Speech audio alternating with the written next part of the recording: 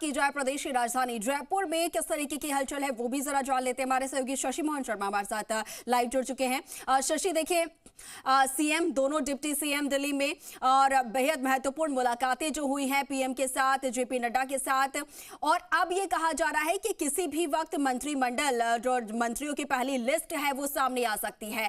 जयपुर में किस तरीके की हलचल वहां पर देखने को मिल रही है? बीजेपी कार्यालय की बात की जाए, वहां पर किस तरीके से एमएलएस वगैरह उनकी मूवमेंट देखने को मिल रही है? देखिए, विधायकों का मूवमेंट अलग अलग जगह हो रहा है। कुछ लोगों ने विधानसभा अध्यक्ष जो मनोनीत हुए हैं उनसे मुलाकात की है, क्योंकि आज उनका निर्वाचन होना है। पार्टी के अलग अलग चेहरों से मुलाकात की है, संगठन महामंत्री से मुलाकात की है और बीजेपी के अन्य नेताओं से भी मुलाकात की है। लेकिन अब यहाँ की मुलाकातों का असर कम होगा। जो दिल्ली की मुलाकातें हैं और प्रदेश अध्यक्ष सीपी जोशी है, मुख्यमंत्री भजनलाल शर्मा है, इनकी बात का जो वजन होगा वो ज़्यादा होगा। अब अधिकांश चीज़ें अंतिम स्टेज में है और जल्द ही मंत्रिमंडल का स्वरूप आपके सामने होगा।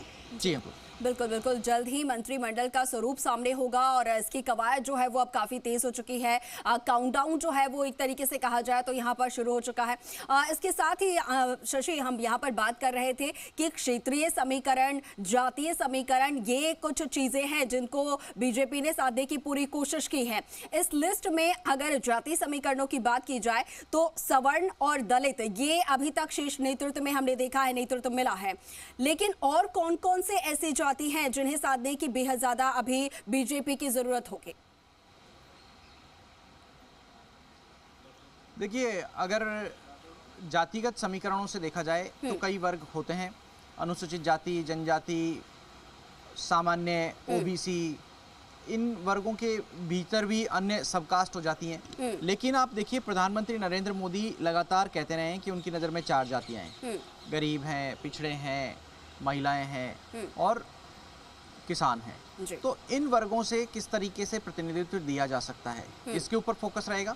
साथ में जो आम जनता की समझ के लिए जातीय समीकरण है उनके ऊपर फोकस किया जाएगा।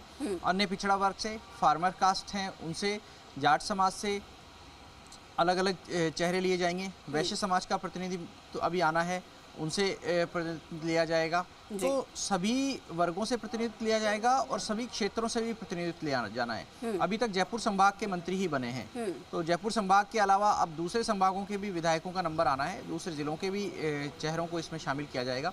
पार्टी की कोशिश यही कि लोकसभा चुनाव में 25 सीटें किस तरीके से हासिल की जाए, उस पर फोकस किया जाए और उन 25 सीटों के दायरे में किसी तरीके से जुड़ाव वाले नेताओं को प्रतिनिधित्व दिया जा सके। जी बिल्कुल। शशि, जैसे कि हम अभी भी चर्चा कर रहे थे निज़ाम के साथ साथ में कि किरोड़ी लाल मीणा जो है उनकी नाम की जो है अटकलें काफ़ी ज़्यादा है, उनके नाम की जो संभावनाएं, चर्चाएं काफ़ी ज़्यादा हो रही है।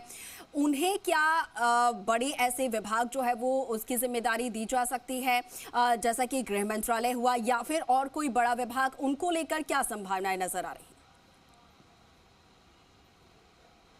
अंकुर, बड़े विभाग, सभी विभाग बड़े हैं क्योंकि सरकार किसी एक विभाग के दम पर नहीं चल सकती।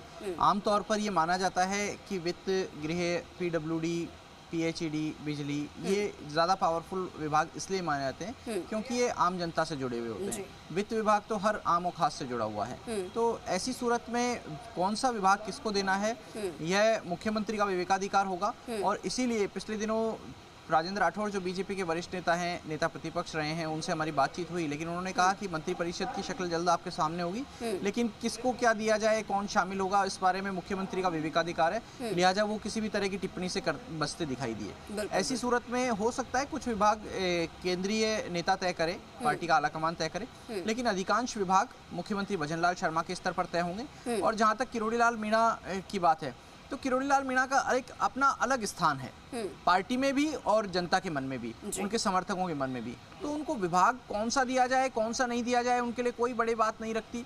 उनके लिए पार्टी ने प्रतिनिधित्व का मौका दिया, वो महत्वपूर्ण बात है। वो अपने तरीके से लंबी लकीर खींचना जानते हैं। उनको कोई सा भी विभाग मिलेगा वो उसमें प्रभावी काम करना जानते हैं। और किरोड़ी जनता से जुड़े नेता हैं, इसलिए जनता की नब्ज समझते हैं और जनहित के काम करने की कोशिश वो भी संभवतः करते दिखाई देंगे। बिल्कुल। इसके साथ ही शशि, देखिए कल जब शपथ ग्रहण हो रहा था और उससे पहले भी चुनाव से लेकर अभी तक भी लिस्ट जो हमने देखी उसमें भी एक अलग तस्वीर जो है और अलग संदेश बीजेपी की तरफ से सामने देने की कोशिश की गई, वो था भगवा रंग। जब कल शपथ ग्रहण भी हो रहा था तो आपने भी वो तमाम लिस्ट बताए थे, वो तमाम नाम विधायकों के बताए थे, जब सबसे ज्यादा भगवा रंग जो है वो नजर आए थे। क्या मंत्रिमंडल की लिस्ट में भी ये रंग जो है वो छाते हुए नजर आ सकते हैं? देखिए, मंत्रिपरिषद में भी ये रंग छाया रहेगा, क्योंकि बीजेपी की सोच और कृतित्व जिस तरीके से है वो पार्टी उसे अपने आचरण में भी ढालने की कोशिश करेगी और पार्टी के नेता ये भगवा के प्रति, सनातन के प्रति अपना समर्पण समय समय पर दिखाने की कोशिश करते रहे। और एक चीज़ और ध्यान में आती है अंकुर, कल किरोड़ी लाल मीणा की अभी बात आप कर रहे थे, कल जब किरोड़ी लाल मीणा का नाम पुकारा गया सदन के लिए, शपथ के लिए, तब वो उस समय सदन में मौजूद नहीं थे। हालांकि इसे उनकी नाराजगी से जोड़ करके देखा गया, लेकिन किसी कारणवश वे थोड़ा देर से आए और जब वो सदन में पहुंचे तो आसन की तरफ इस बात का ध्यान दिलाया गया कि किरोड़ी लाल मीणा आ गए हैं, अब आप उन्हें शपथ दिला दीजिए। गोविंद सिंह डोटासरा जो कांग्रेस के विधायक हैं, उन्होंने इस बात का ध्यान दिलाया, तो किरोड़ी लाल मीणा ने उनका आभार भी जताया गोविंद डोटासरा का। तो इस तरह के हल्के फुल्के पल भी आपको इस विधानसभा में दिखाई देंगे। हालांकि कई चेहरे ऐसे हैं, मसलन राजेंद्र राठौड़, नरपत सिंह राजवी, उनकी गंभीरता का, उनकी समझ का फायदा इस सदन को नहीं मिल पाएगा, लेकिन कई चेहरे नए भी आए हैं जो अपनी नई सोच के साथ में इस सदन में कुछ नए विचार देंगे, नवाचार करेंगे और पुरानी परंपराओं को निभाने वाले चेहरे भी यहाँ पर दिखाई देंगे। जी जी, बिल्कुल बिल्कुल बिल्कुल। ठीक है शशि मोहन, आप बने रहेगा हमारे साथ। दूसरी तरफ दिल्ली से निजाम भी लगातार हमारे साथ जुड़े हुए हैं। निजाम, आपसे मैं चाहूंगी कि आप सीएम के मूवमेंट को लेकर जरा अपडेट दीजिए कि सीएम और दोनों डिप्टी सीएम जो है उनका मूवमेंट जो है वो अब कितनी देर में दिल्ली से जयपुर की तरफ होगा, ताकि अंदाजा लगाया जा सके कि कितना और वक्त बचा है मंत्रिमंडल, वो जो लिस्ट है सामने आने में, जिसका लगातार इंतजार किया जा रहा है।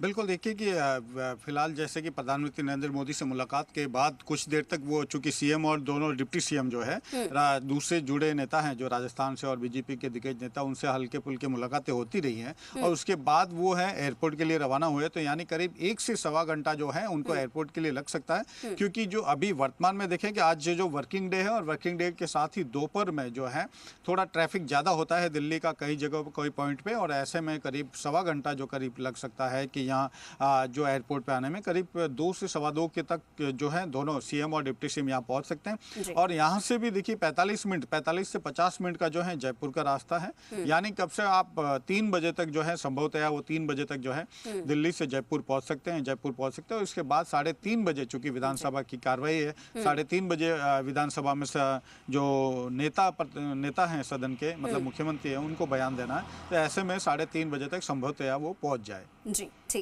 ठीक है निजाम, बहुत शुक्रिया आपका हमारे साथ जुड़ने के लिए, तमाम विस्तृत जानकारी साझा करने के लिए। और शशि मोहन, आपका भी बहुत शुक्रिया हमारे साथ जुड़कर तमाम जानकारी साझा करने के लिए।